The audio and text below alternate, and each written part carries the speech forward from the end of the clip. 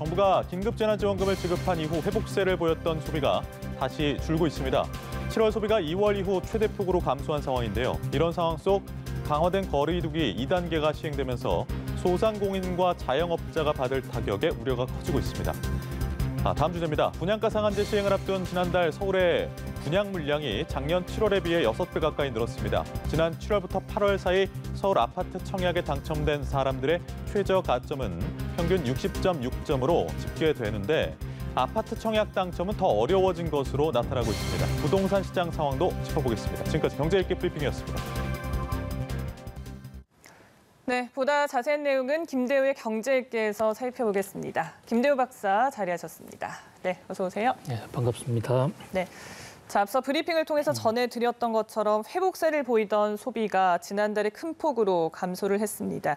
5월에 지급된 긴급 재난지원금 이달 말까지 사용이 가능하긴 하지만 이미 소진이 됐다라는 분석도 있었는데 그런 영향이 컸을까요? 네, 재난지원금 사용이 사실상 오늘까지죠. 그런데 실제로 재난지원금을 우리 국민들이 어떻게 사용했는가 통계를 보면 네.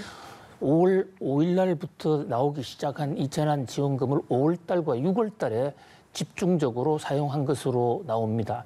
이미 6월 말에 전체 사용 금액의 90% 정도가 소진이 됐어요. 네. 그러다 보니까 이제 7월 달에 들어서면 재난지원금 효과는 상당히 줄어들고 그 결과 소비가 굉장히 많이 줄은 것으로 나타났습니다. 통계청 산업활동 동향 한 달에 한 번씩 나오는 통계인데요.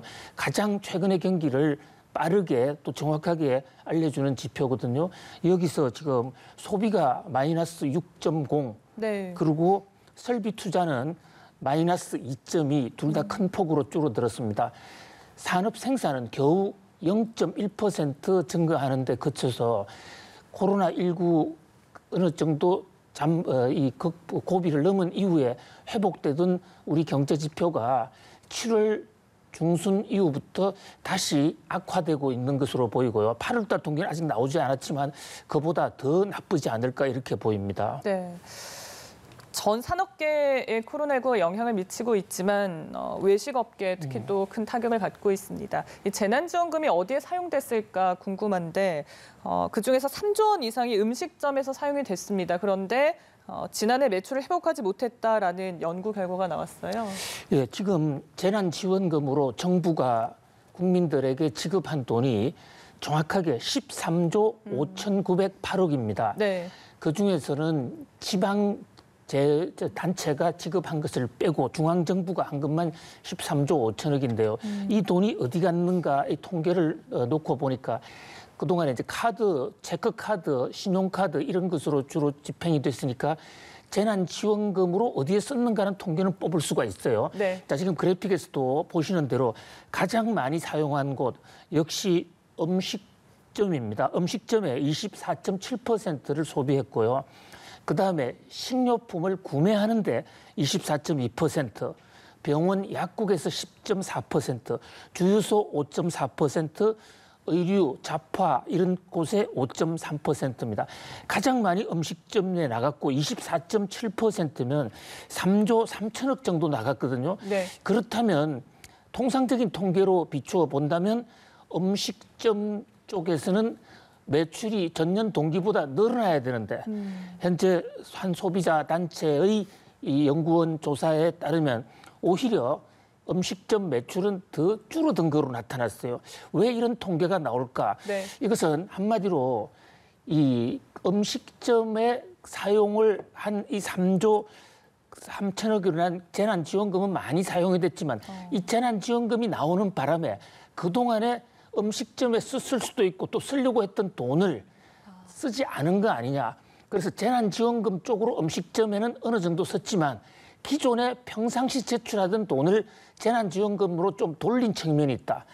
그래서 결과적으로 어쨌든 이 외식업 쪽은 코로나19 쇼크로 인해서 정부의 강력한 재난지원금 성원을 받으면서도 오히려 매출은 줄어들었다. 그런 지표를 우리가 느낄 수가 있을 것으로 보입니다. 네, 기존 지출분이 외식업으로 흘러가지 못했다라고 지금 분석을 해주셨는데 그래서 카페와 음식점에서는 차라리 영업을 하지 않는 것이 낮다 이런 얘기까지 나오고 있습니다. 지난해 매출과 비교했을 때 어느 정도나 감소했을까요? 예, 현재 지금 7월 달까지를 대충 보면 네. 약 한 85% 그러니까 15% 정도 감소를 했는데요. 재난지원금을 받고도 감소했다라는 사실이 상당히 좀 쇼킹하죠. 만약에 네. 정부가 이런 재난지원금 지원을 하지 않았더라면 실제 감소폭은 이보다 훨씬 더 큰 60% 또는 그 이하로 떨어졌을 수 있다. 이런 관점에서 볼 때 재난지원금의 효과가 나름대로 상당했다고 보입니다. 그러나 그럼에도 불구하고 재난지원금 속에서도 우리 사회에 코로나19로 인해서 가장 큰 타격을 받는 것은 역시 이 외식업체들이 자영업자를 중심으로 한 외식업체들이 아니겠는가. 현재 지금 외식업은 고용 개수가 전체 산업에서 상당히 높은 비중을 차지하고 있거든요. 네. 그리고 지금 사업주만 70만 명, 또 거기에 종사하는 근로자가 200만 명으로 상당히 큰 부분이다. 그런데 최근에 지금 이 거리두기 2.5에 들어가면서 영업시간이 9시로 단축되지 않았습니까? 네. 그래서 이제 그 마음껏 영업을 할 수 없는 데다가 낮에도 빈자리가 너무 많다 보니까 오히려 영업 수지 측면에서는 아예 문을 닫는 게 더 좋지 않은가라는 그런 볼멘 소리가 일각에서는 나오고 있는데요. 그래도 3단계보다는 2.5단계가 조금 충격이 덜 하겠죠. 그럼에도 불구하고 지금 재난지원금 효과도 없고 말씀처럼 사회적 거리두기 2.5단계 이제 시행이 됐습니다. 앞으로 정말 더 걱정인데 소상공인들은 추가 지원금 지급 등 지원이 좀 절실하다 이런 목소리를 내고 있어요. 어떤 대책들이 필요하겠습니까? 그렇습니다. 결국 뭐 이 코로나19로 인한 이 사회적 재앙에 대해서 그 피해를 완전히 피해갈 수는 없겠습니다만은 정부가 이제 재정적인 역할로서 이 사회에 가장 타격이 큰 곳, 그리고 스스로 재생하기 가장 어려운 곳, 여기 이제 앞장서서 좀 지원해주는 그런 정책적 배려가 필요할 것 같고요. 실제로 지금 정부 내에서는 물론이고 야당에서도 여야를 막론하고 이런 코로나19로 영업을 하지 못하는 이런 사람들에게 대해서 좀 지원을 해주자라는 그런 논의가 지금 상당히 급불사를 타고 있습니다. 2차 재난지원금을 바로 책정을 하자라는 얘기도 많이 나오고 있습니다만은 이제 여러 가지 소상공인 연합회라든지 또는 외식업자 이런 데는 타이밍이 문제다. 그래서 흑자도산할 수도 있으니까 좀 더 빠른 속도로 재난지원금을 지급해달라는 그런 요구가 본물처럼 있습니다. 그러나 다만 이게 지금 우리는 지난번 4월달, 5월달하고 상황이 조금 달라진 게요. 네. 그때만 하더라도 국가 예산에 재정에 어느 정도의 여력이 있었습니다. 그러니까 재정 적자에 빠지지 않고도 도와줄 수 있었는데 이 상반기에 58조 원의 3번에 걸친 추경을 했고 지금은 추경을 하게 됐을 경우에 바로 재정 적자와 국가 부채가 늘어나는 상황이기 때문에 네. 정부의 선택도 그때보다는 훨씬 더 고민이 많아졌다 이렇게 볼 수가 있습니다. 네, 정말 여러모로 어려운 상황인 것 같습니다. 자, 다음 주제인데요.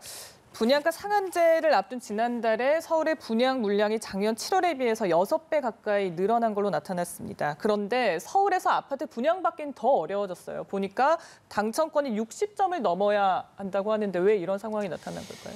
그렇습니다. 통상적으로 네. 아파트 분양 매물이 많아지면 그 분양을 받을 수 있는 상한선, 그것을 뭐 일각에서는 커트라인이라고 그러죠. 네. 그 커트라인도 좀 낮아지는 것이 일반적인 현상인데 최근 현상은 그 반대로 지금 그래픽에서 보시는 대로 오히려 이 그 하한점, 가산점 하한점이 55.9에서 60.6으로 아주 껑충 뛰었습니다.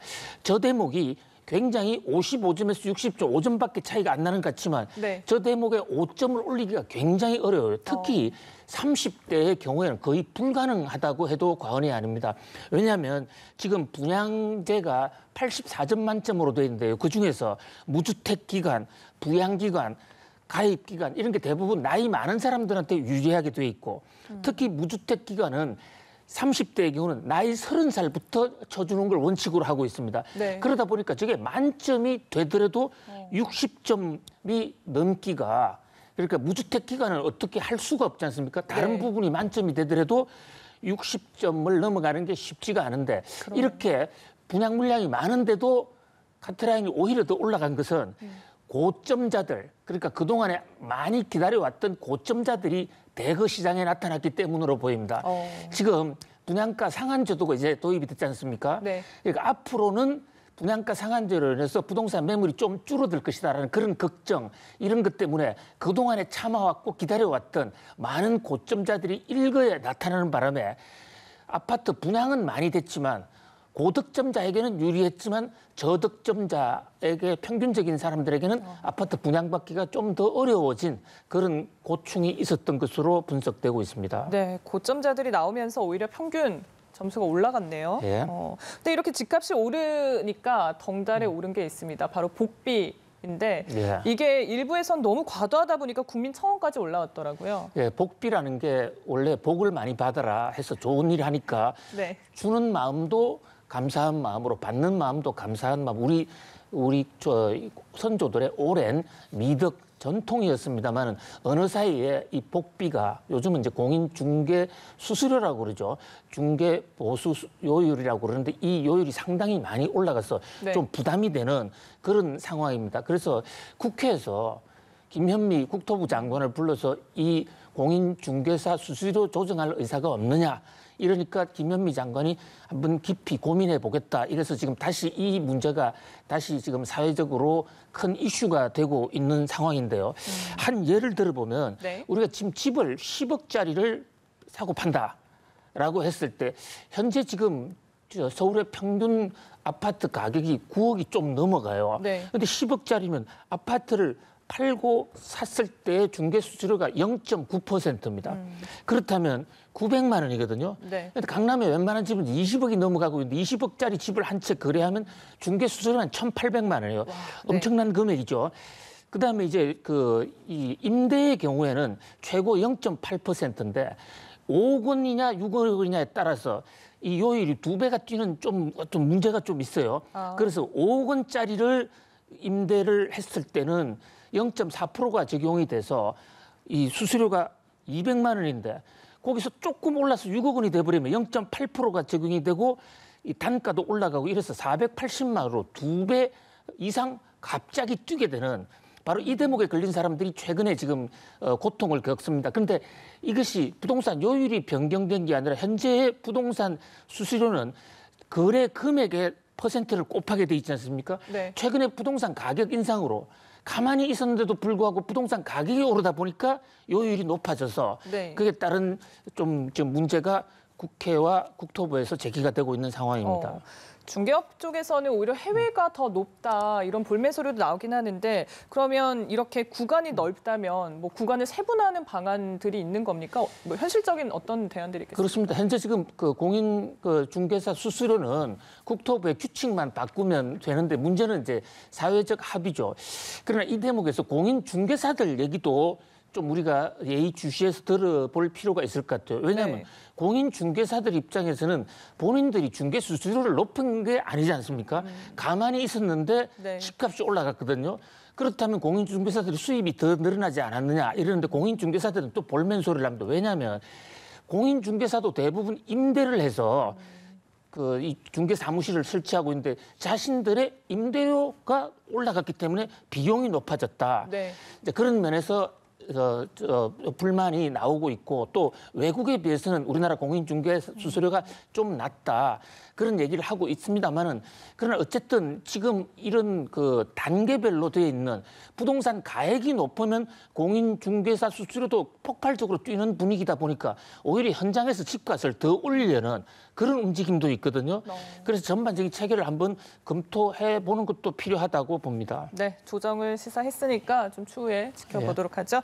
김대우의 경제읽기 여기까지 하겠습니다. 김대우 박사와 함께했습니다. 고맙습니다. 감사합니다.